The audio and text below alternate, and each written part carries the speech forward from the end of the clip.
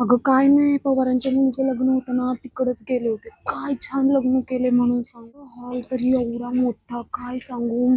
5 star हॉटेलच वाटत होतं नुसतं, माहितीये का. इकडून एसी लावलं, तिकडून एवढ्या भर उन्हात नुसती थंडी वाजत होती. मी तर अशीच बसली. आणि त्या वेटरचं काय सांगू, सारखंच येत होते, 2-2 मिनिटाला येतात, 2-2 मिनिटाला.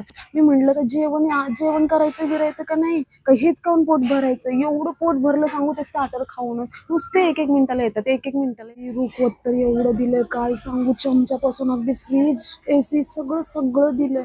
नवऱ्याकडची लोक मस्त श्रीमंत दिसतात. अगं नुसते एका मागोमाग गाड्याच येत होत्या, नुसत्या थारी एका माग. मला वाटलं कोणी सेलिब्रिटी बोलवलं काय लग्नाला, पण वराडच एवढं होतं. हे तर म्हणत होते साधं सुधं लग्न उरकून टाकणार. किती सोनं केलं होतं नवऱ्या मुलाला त्यांनी केलं, आणि ह्यांनी मुलीला किती ते मोठं मंगळसूत्र, नुसते सोन्यांनी भरलेले दागिने. ते म्हणता ना प्री वेडिंग का काय लावले होते पडदे सगळे, पहिलंच पिक्चर सारखं दिसत होतं सगळं. त्या नवरीची एंट्री वरूनच झाली ना, खाली मी घाबरले. आणि फटाके फुटतायत, मोठ्या मोठ्याने फुटतायत. काय ते रंग काय पसरलेत, लोक काय टाळ्या वाजवतात. घाबरले ना मी.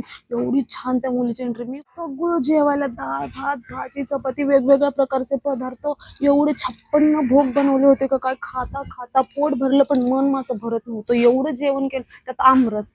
बापरे, खूप पैसा खर्च केलाय बाई लग्नाला. मी कधीच असं लग्न बघितलं नव्हतं. छान, अगदी नाव ठेवायला जागा नाही ठेवली, एवढं छान तर लग्न.